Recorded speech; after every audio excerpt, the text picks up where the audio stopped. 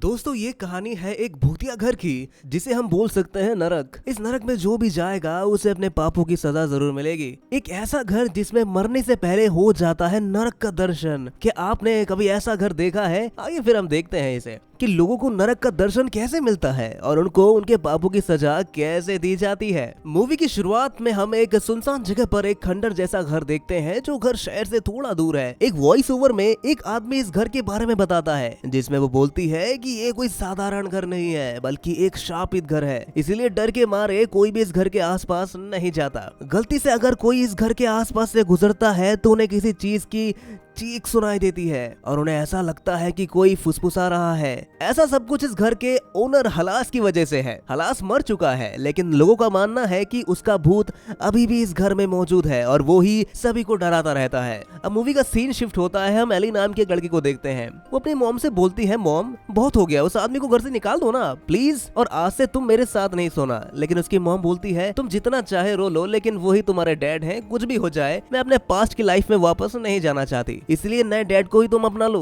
ये बोलकर वो चली जाती है। उसकी मॉम के जाने के बाद एली की मॉम का दूसरा हस्बैंड एली के कमरे में आता है और उसे गलत तरीके से छूने की कोशिश करता है। एली बचाव में उसे दूर हटाने की कोशिश भी करती है, लेकिन वो मानता नहीं और उसे अब्यूज करने लगता है। उसी समय उसकी मॉम आती है, लेकिन उस आदमी को बाहर निकालने की बजाय वो दरवाजे को बंद कर देती है। ये एक दिन का किस्सा नहीं है। एली हर रोज इस तरह के अत्याचार सहने लगी थी, लेकिन वो बेचारी कुछ नहीं कर पा रही थी। एक दिन तो हद ही पार हो जाती है। अब एली और सहन नहीं कर पा रही थी, तो वो अपनी मॉम और उस आदमी को दोनों का गला काट देती है। जिसके बाद कई साल बीत जाते हैं और अब एली एक डॉक्टर बन चुकी है। उसके पास अभी भी उसके बचपन की गुड़िया है, जिसे देखकर वो खुद को दिलासा देती है कि जो भी हुआ वो उसकी गलती नहीं थी। फिर वो अपने पेट पर हाथ फेरती है और उसे अपनी दादी की बात याद आती है। दादी ने बोला था कि बैंक में जितना पैसा है, ये बड़ा घर और सारी जायदाद सब कुछ उसी का है। इसके बाद एली तैयार होकर हॉस्पिटल निकल जाती है। वहाँ पर एक कपल आता है। शादी के कई सालों बाद भी उनका बच्चा नहीं हो रहा था। वो एली से सलाह लेने आए थे। एली बोलती है, चिंता मत कीजिए, आप दोनों जरूर पेरेंट्स बनेंगे, ये मेरी गारंटी है, लेकिन ये ट्रीटमेंट थोड़ा महंगा होगा। उस कपल को पैसे की कोई कमी नहीं थी,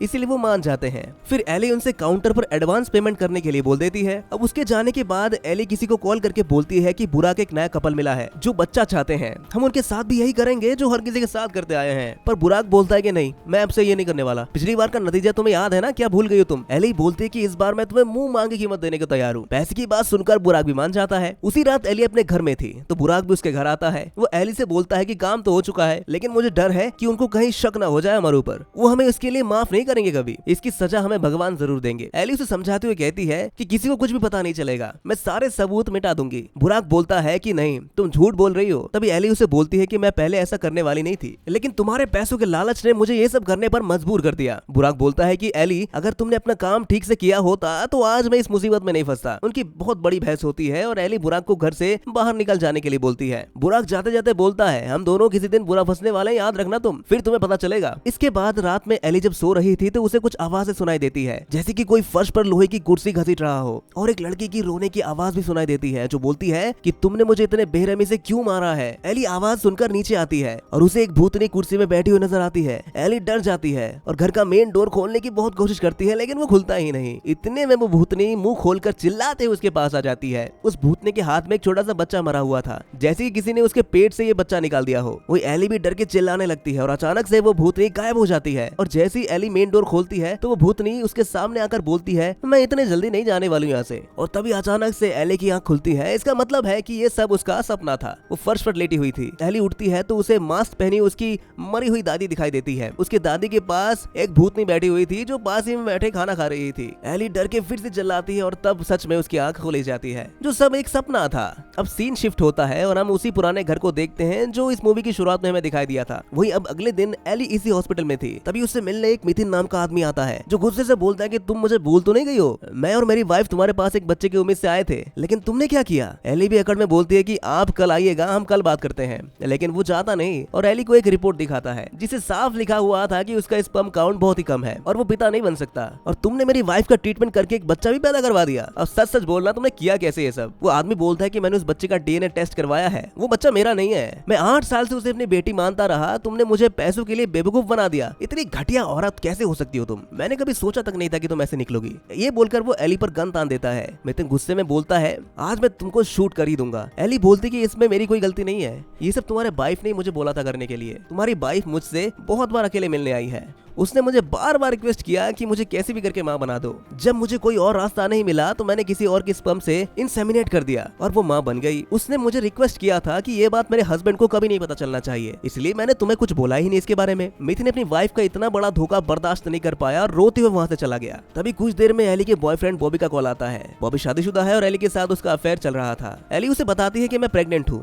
तुम मुझसे शादी कर लो, लेकिन बॉबी घबरा जाता है और बोलता है कि मैं भी शादी के लिए तैयार नहीं हूँ यार। एली गुस्से में बॉबी पर भड़क जाती है और उसे गुस्से में बोलती है कि तुम्हें और कितना वक्त चाहिए, मुझे तो लगा था कि तुम एक अच्छे इंसान हो, लेकिन तुम भी मेरी माँ की तरह निकले। तुम्हें डरने की कोई जरूरत नहीं है, मैं इस बच्चे को लेकर तुम्हें धमकाने नहीं वाली, मैं बर्दाश्त कर लूंगी और आज के बाद मैं तुमसे कभी नहीं मिलने वाली। वही दूसरी ओर मेडिथ को अपने वाइफ का किया हुआ धोखा बर्दाश्त नहीं हो रहा था और वो घर आता है, अपनी वाइफ का गला पकड़ के उसे मारने की कोशिश करता है। यही सब उनकी बेटी देख रही थी। वो अपने पापा से बोलती है कि मम्मी को छोड़ दो, पापा क्या कर रहे हो आप। मेडिथ गुस्से में था, वो बोलता है कि मैं तुम्हारा पापा नहीं हूँ, चली जाओ यहाँ से। ये बोलकर उस बच्चे को वो धक्का दे देता है। वही उसकी वाइफ बोलती है मैंने तुम्हें कोई धोखा नहीं दिया, मैंने कुछ नहीं किया, मुझ पर भरोसा करो। और दूसरी ओर देखकर बोलती है कि ये तुमने क्या कर दिया। वही इधर एली अपनी कार से घर लौट रही थी, तभी रास्ते में उसकी कार खराब हो जाती है। वो अपनी कार से ये सोचकर बाहर आती है कि शायद कोई मिल जाए। वो कुछ समय तक वहीं पर बैठी रहती है। तभी अचानक से सड़क पर कुछ अजीब लोग दिखाई देते हैं उसे, जिससे वो काफी डर जाती है और पास ही के घर की तरफ भागती है और ये सोचकर कि शायद उससे वहां से कुछ मदद मिल जाए। ये वही हॉन्टेड हाउस है जिसे मूवी की शुरुआत में हमें दिखाई दिया था। घर का दरवाजा खुला हुआ था तो एली सीधे घर घुस जाती है। एली घर के अंदर आती है और इसे एक औरत खाना खाती हुई नजर आती है। तभी घर की मालकिन कुलिन आती है। एली कुलिन से इस तरह घर में घुसने के लिए उससे माफी मांगती है। कुलिन बोलती है कि कोई बात नहीं, इसका दरवाजा हमेशा खुला रहता है, कोई भी आ सकता है यहाँ पे। ऊपर एक बुजुर्ग औरत रहती है तो मैं उसको खाना देने में बिजी थी। वैसे ये काम तो केयर टेकर का होता है। वो खा रही थी तो मैंने सोचा कि मैं उनको जाके खाना दे आऊं, लेकिन तुम यहाँ पर कैसे आई। एली बोलती है कि मेरी कार खराब हो गई थी, मैं रास्ते में किसी की मदद के लिए वेट कर रही थी। तभी मुझे रास्ते में अजीब लोग दिखे जिससे मुझे बहुत डर लग रहा था, तो इसलिए मैं भागती हुई यहाँ पर आ गई। मैंने घर का दरवाजा खुला हुआ देखा तो मैं सीधे अंदर आ गई बिना कुछ सोचे। कुलन बोलती कि अभी तो यहाँ पर कोई मैकेनिक भी नहीं मिलेगा तुम्हें, तुम एक काम करो, तुम रात को यहीं रुक जाओ। जिसके बाद कुलिन एली को ऊपर के कमरे में ले जाती है। एली उसे परेशान नहीं करना चाहती थी। तभी कुलिन एली से बोलती है कि मेहमान तो भगवान के रूप होते हैं, मुझे तुम्हारे ख्याल रखने में कोई परेशानी नहीं है, चिंता मत करो तुम। वही एली के पीछे से एक लड़की धीरे धीरे चल के आ जाती है। एलिन कुलिन से पूछती है कि लड़की कौन है। कुलिन उससे बोलती कि लड़की 6 महीने से प्रेग्नेंट है और इसका हस्बैंड इसे छोड़कर चला गया है और ये सड़क पर आ चुकी थी। मुझे इसकी हालत देख ही नहीं गई, इसलिए मैं इसको अपने घर पर लेकर आ गई। तुम यहाँ बैठो, तुम्हारे लिए चाय बना कर लाती हूँ मैं। एली को ये घर बहुत ही अजीब लगता है, हॉन्टेड सा लगता है। तो कुलिन जाने के बाद एली अपना फोन का टॉर्च ऑन करके कमरे में मौजूद तस्वीरों को देखने लगती है, जिसमें किसी भी इंसान की तस्वीर नहीं थी। उन तस्वीरों को देखकर उसे बहुत अजीब लगता है। वो सोफे से उठकर एक ओल्ड आदमी की तस्वीर देखने लगती है कि तभी वो ओल्ड आदमी उसके पीछे खड़ा हो जाता है, जिसको वो तस्वीर में देख रही थी। तभी अचानक एक दरवाजा अपने आप खुल जाता है, जिसमें से एक बच्ची झांक के बाहर आती है और अजीब तरह से बातें करती है। वो बोलती है कि इस घर में सच एक सपना है। अरे हाँ, जो सपने में होता है वो सच है, सपना और सच बिल्कुल एक ही जैसा होता है। ये बोलकर वो बच्ची दरवाजा बंद कर देती है। तभी कुलिन चाय लेकर आती है। एली पूछती है कि एक बात बताओ, वो छोटी सी बच्ची कौन थी। वो कुलिन बोलता है कि ये बच्ची डेली अपने बाप का हवस का शिकार होती थी, इसीलिए मैं इसे बचाकर यहाँ पर ले आई हूँ। इस घर का पहले ओनर हलास नाम का एक आदमी था, अब वो नहीं रहे, तो इस घर की देखभाल अब मैं ही करती हूँ। और ये दीवार पर जो तस्वीरें है ना, ये उनके समय का ही है। मैं जिंदगी में अब तक इस घर से कभी बाहर नहीं निकली। वैसे अभी तक तुमने अपना नाम तो नहीं बताया, क्या करती हो तुम। एली अपना नाम कुलिन बोलती है। वो बोलती है कि मैं एक डॉक्टर हूँ। कुलिन उससे बोलती है कि तुम बिल्कुल सही जगह पर आई हो, यहाँ पर बहुत लोग बीमार रहते हैं, शायद तुम उनकी देखभाल कर सको, उनको ठीक कर सको। और हाँ, इस घर के हर कमरे में मेहमान है, इसलिए तुम खुद को बिल्कुल अकेला महसूस मत करना। और कुछ भी तुम्हें चाहिए होगा तो मुझे आकर बोल देना, क्या पता सुबह तक तुम्हारी सारी परेशानियां ठीक हो जाए। इतना बोलकर कुलिन वहाँ से चली जाती है। कुलिन के जाने के बाद एली को बहुत अजीब लग रहा था। उसे लगता है कि कुलिन बातें कर रही थी या फिर पहेलियां सुझा रही थी। एली थकी हुई थी तो सोफे पर वो सो जाती है। सोने के बाद उसे अजीब तरह के चीखने की आवाज सुनाई देती है। वो देखती कि मिथित उसके सामने खून से लथपथ होकर खड़ा है और एक प्रेग्नेंट लेडी 6 महीने के मरे हुए बच्चों को लेकर वहाँ पर घूम रही थी। इसके साथ उसे और भी डरावनी चीजें दिखाई देती हैं। डर के मारे वो उठकर घर के अंदर मौजूद हर कमरे के सामने जाकर दरवाजा खटखटाती है, क्योंकि वो कुलिन को ढूंढ रही थी। तभी अचानक से पीछे से एक भूतनी खड़ी हो जाती है। एली उसे देखकर जोर से चिल्लाती है और उसकी आंख खुल जाती है। तभी कुलिन उसकी चिल्लाने की आवाज सुनकर भागते उसके पास आती है और उसे शांत करवाती है। एली बोलती है कि मैंने कोई गलती तो नहीं कर दी यहाँ पे आके। तो कुलिन उसे बोलती है कि देखो, हमारी हर गलती एक सजा होती है और उस गलती की सजा हर इंसान को भुगतनी पड़ती है। तुम्हारी माँ और सौतेले पिता ने तुम्हारे साथ बहुत घिनौने काम किए थे, उनकी सजा उन्हें मिल गई है, लेकिन तुमने जो दूसरों के साथ बुरा किया उसकी सजा तुम्हें भुगतनी ही पड़ेगी। एली कुलिन की बात सुनकर चौंक जाती है और बोलती है कि आपको मेरे बारे में ये सब कैसे पता चला, आप कौन हो। कुलिन बोलती है कि मैं तो बस एक जरिया हूँ, तुम्हारे साथ क्या होगा इसका फैसला तो हलास करेगा। वही हम एक कब्र को देखते हैं। दूसरी ओर एली बोलती है कि देखो, मैंने कोई गलती नहीं की और डर के मारे वो मेन दरवाजे को खोलने की कोशिश करती है, लेकिन दरवाजा नहीं खुलता। तभी कुलन हंसती हुई उसे बोलती है कि तुम कहीं नहीं भाग पाओगे यहाँ से, तुम्हें अपने पापों की सजा यहीं भुगतनी पड़ेगी। एली कमरे में इधर उधर भागने लगती है और फिर उसे कमरे के एक टेबल पर उसे अपनी मरी हुई दादी दिखाई देती है और उसके पास एक भूतनी बैठकर खा रही थी। दूसरी ओर हम देखते हैं कि उसे मिथित दिखाई देता है, जो एली से बोलती है कि तुम्हारे साथ इतना बुरा क्यों हुआ, मैंने तुम्हारी वजह से अपने आप को गोली मार दिया था। ये देखकर एली और घबरा जाती है और मेन डोर के पास जाकर दरवाजा खोलने की कोशिश करती है, लेकिन दरवाजा तो खुलता ही नहीं। वो मदद के लिए जोर जोर से चिल्लाती है, लेकिन उसकी मदद के लिए कोई नहीं आता, क्योंकि उसकी मदद करने वाला दूर दूर तक कोई था ही नहीं। उसके बाद कुलिन सीढ़ियों से उतरकर नीचे आती है और वो उससे बोलती है कि मैंने तुम्हें बोला था कि तुम अपनी गलती की सजा जरूर भुगतोगे यहाँ पर। अगर तुम्हें यहाँ से बाहर निकलना है तो ये बच्ची जो भी तुमसे बोलती है तुम उसकी बात मानती जाओ। जिसके बाद वो बच्ची एली से बोलती है कि मैंने तुम्हारी दादी से बात किया था, तुम्हारी दादी मुझे बोल रही थी कि मैंने बचपन से एली का बहुत ख्याल रखा है, लेकिन तुमने उनके साथ किया क्या, तुमने उनके साथ भी धोखा किया। तुम खुद सोचकर बोलो कि तुमने उनके साथ क्या किया था। लेकिन एली कुछ भी नहीं बोल पा रही थी। तो वो अच्छे से एली से बोलती, अगर तुम्हें याद नहीं है तो कोई बात नहीं, मैं तुम्हें याद दिला देती हूँ। अब यहाँ से सीन शिफ्ट होता है और हम एली की दादी को देखते हैं कि एली की दादी की तबीयत बहुत खराब है और वो अपने बिस्तर पर लेटी हुई है। उनके पास में एक नर्स भी बैठी हुई है जो उसकी दादी की देखभाल करती है। वो कुछ खा रही थी तो अचानक खाते खाते वो नीचे गिर पड़ती है, जिस वजह से वो सांस नहीं ले पा रही थी और वही गिरकर दम घुटने की वजह से उसकी मौत हो जाती है। वही एली उस नर्स को मरते हुए देख रही थी। जिसके बाद एली अपनी दादी के पास आती है और उनका मास्क हटाकर उन्हें भी मार डालती है। वो ये सब इसलिए करती है क्योंकि वो घर और हॉस्पिटल उसकी दादी का ही था और उसकी हकदार एली ही थी। पर एली की दादी ने अपनी प्रॉपर्टी का आधा हिस्सा उस नर्स को दे दिया था जो उनकी देखभाल करती थी। लेकिन एली को ये बात तो हजम नहीं हुई। एली को तो पूरा प्रॉपर्टी चाहिए था, इसलिए वो नर्स के खाने में जहर मिला देती है और उसकी दादी का मास्क खोलकर उनको भी मार डालती है।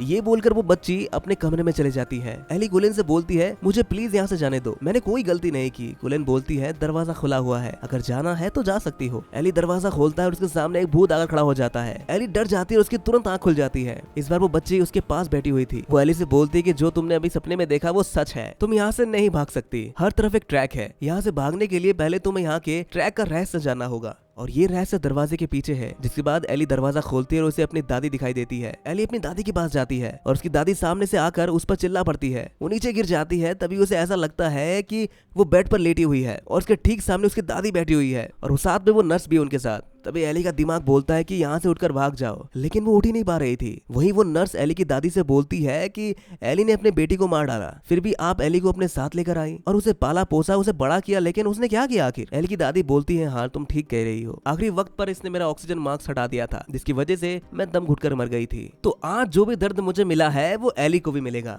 हम एली का ऑक्सीजन धीरे धीरे चूस लेंगे। अब वो नर्स ऑक्सीजन मास्क एली के मुंह में लगा देती है और ऑक्सीजन का पाइप उसकी दादी के मुंह में डाल देती है, जो एली की सांस निकल रही थी, जिससे कि एली का दम घुटने लगता है और उसे भी वही तकलीफ होती है जो तकलीफ उसकी दादी को हुआ था। और फिर एली की आंख खुलती है। वो बच्चे उसके पास ही बैठी हुई थी, जो उससे बोलती कि कुएं में अंधेरा छाया हुआ है और वो अपने लाश को सड़ते हुए देख रहे थे। वो पूछ रहे हैं, मुझ जैसे बेगुनाह को आखिर तुमने सजा क्यों दी। एली उस बच्ची से पूछती है कि तुम किस बारे में बात कर रही हो। बच्ची बोलती है, अच्छा तुम्हें ये भी याद नहीं है, अच्छा ठीक है मैं तुम्हें बताती हूँ। हम फ्लैशबैक में देखते हैं कि बुराक की वजह से उसकी गर्लफ्रेंड प्रेग्नेंट हो गई थी। उसने अपनी गर्लफ्रेंड से शादी करने से इनकार कर दिया और उसे अबॉर्शन करने के लिए ले गया, लेकिन बुराक की गर्लफ्रेंड नहीं मानी, जिस वजह से बुराक और एली ने मिलकर जबरदस्ती उसकी गर्लफ्रेंड का ऑपरेशन कर दिया, जिसके पेट में 6 महीने का बच्चा था। दर्द के मारे वो मर ही गई। जिसके बाद बुराक उसे किसी सुनसान जगह पर लेकर एक कुएं में फेंक देता है और उसके साथ उस 6 महीने के बच्चे को भी, जहाँ पर उनकी लाशें सड़ रही थी। बच्ची बोलती है, अब याद आया तुम्हें, अब तुम इंतजार करो। ये बोलकर वो वहाँ से चले जाती है और तब बुराक आता है। उसको देखकर एली की जान में जान आती है। एली बुराक को देखकर उसे गले लगा लेती है और रोने लगती है। वो बुराक से बोलती है, अच्छा वो तुम आ गए, तुमने इस जगह का पता कैसे लगाया। बुराक बोलता है कि मैं तुम्हें ढूंढ रहा था हर जगह, तुम्हें ढूंढते ढूंढते रास्ते में तुम्हारी कार मिल गई और मैं यहाँ पर आ गया। एली बुराक से बोलती है कि यहाँ पर कुछ अजीब सी चीजें रह रही हैं। बुराक उससे बोलता है कि हम यहाँ से नहीं जा सकते, मैंने अपनी गर्लफ्रेंड का खाली अबॉर्शन करने के लिए बोला था तुम्हें, लेकिन तुमने उसे बेरहमी से मार डाला। अब मैं तुम्हें भी इतना ही दर्द दूंगा जितना दर्द तुमने मेरी गर्लफ्रेंड को दिया था। जिसके बाद बुराक एली को ऑपरेशन थिएटर में ले जाता है और उसे लिटा देता है। एली जोर से चीखती चिल्लाती है। तभी वहाँ पर कुलेन आती है और एली के ऊपर हंस के दरवाजा बंद करके चली जाती है। फिर बुराक की गर्लफ्रेंड की आत्मा वहाँ पर आती है। एली भी प्रेग्नेंट थी, तो बुराक की गर्लफ्रेंड उसके पेट से उसका बच्चा निकाल लेती है। जैसे कि उसने बुराक की गर्लफ्रेंड के पेट से 6 महीने का बच्चा निकाला था, वो वैसे ही उसका बच्चा भी निकाल लेती है और वो छोटी बच्ची एली के बच्चे को एली को दिखाती है। एली बहुत चिल्लाती है, पर ये सच था या सपना ये तो हमें बाद में पता चलेगा। सच और झूठ के सामने तुम्हें फर्क नजर नहीं आ रहा ना, ये सपना सच है, इसलिए तुम वो सारे दर्द महसूस कर सकती हो। एली बोलती है मैंने कोई गलती नहीं की है, मुझे यहाँ से जाने दो प्लीज। कुलिन बोलती है हलास तुम्हें नहीं छोड़ेगा। जो लोग बुरा काम करते हैं वो आगे भी बुरा काम करना नहीं छोड़ते और इसीलिए वो अपने पास्ट में किए गए बुरे कामों को भी भूल जाते हैं। जिसके बाद कुलिन एली को और एक सच का याद दिलाती है। जिस दिन मिथित ने एली के सर पर गन रखा था तो वो बोलती कि मैंने कोई गलती नहीं है, तुम्हारे वाइफ के बोलने पर ही मैंने ये चीज की थी। लेकिन एली ने ये सब पैसे के लिए झूठ बोला था। एली मिथित और उसकी वाइफ को ट्रीटमेंट के नाम पर बार बार हॉस्पिटल बुलाया करती थी और ट्रीटमेंट के समय एली ने बिना बताए किसी और का स्पर्म मिथित के वाइफ को इंसेमिनेट कर दिया था और उसने मिथित से झूठ बोला कि तुम्हारे स्पर्म काउंट बढ़ चुका है। लेकिन 8 साल बाद मिथित को डीएनए टेस्ट के बारे में पता चला। जिस बच्ची को वो अपना समझ रहा था वो उसका तो है ही नहीं। मिथित उसको धमकाता है तो एली अपना सारा दोष उसकी वाइफ पर डाल देती है और ये सीन वही है जब मिथित गुस्से में घर आता है और अपनी वाइफ की जान लेने की कोशिश करता है। अब हम इसके आगे देखेंगे। हम एक कमरे को देखते हैं जिस कमरे से हैप्पी बर्थडे का सॉन्ग सुनाई देता है और एली उस कमरे में देख रही है एक बच्ची फर्श पर मरी हुई है। ये वही बच्ची है जो उसके पास्ट की बातें याद दिला रही थी और सामने मिथित और उसकी वाइफ बैठी हुई है। मिथित जो अपनी वाइफ को धोखेबाज बोलकर उसका गला दबा रहा था वही एली को भी वैसा ही दर्द हो रहा था और वैसी एली मर जाती है और एक बार वो फिर से जाग उठती है और वो उसी छोटी बच्ची को देखती है। वो बोलती कि पापा ने बोला था मैं उनकी बेटी नहीं हूँ, आज मेरा बर्थडे है और मुझे कैंडल बुझाने का भी चांस नहीं मिला, उसकी वजह सिर्फ और सिर्फ तुम हो, तुमने ऐसा क्यों किया मेरे साथ। एली घबराकर दूसरे कमरे की तरफ भागती है जहाँ पर कब्र था। उसके पास कुलिन खड़ी थी। कुलिन एली से बोलती कि तुम इसे एक मामूली घर मत समझना, ये नर्क है, यहाँ जो भी आता है उसे बुरे कर्मों की सजा भुगतनी पड़ती है। वैसे तो इस घर में तुम्हारे अलावा कोई नहीं है, जो तुम्हें दिख रहे हैं वो सब तुम्हारे वजह से मर चुके हैं, ये बच्ची ये भी तुम्हारी वजह से मरी है। अब हम फ्लैशबैक में देखते हैं कि जब मिथित अपनी वाइफ का गला दबा रहा था तो वो बच्ची बोल रही थी कि मम्मी को मत मारिए आप, जिस वजह से मिथित ने उस बच्ची को धक्का दे दिया और उसके सर पर टेबल लगने की वजह से उसकी वहीं पर डेथ हो जाती है। ये देखकर उसकी वाइफ रोने लग गई और उसके हस्बैंड से बोलने लगे ये आखिर क्या किया आपने, और इस बात में दोनों की हाथापाई शुरू हो जाती है और मिथित के हाथ में गन था जिसका ट्रिगर दबने की वजह से उसकी वाइफ वहीं पर मर जाती है। अपने परिवार को खोता देख उसे और जीने का मन नहीं हो रहा था। उसके बाद वो केक में रखे कैंडल को जलाता है और उसे अपने बेटी की तरफ से बुझाता है और फिर वो खुद को गोली मार लेता है।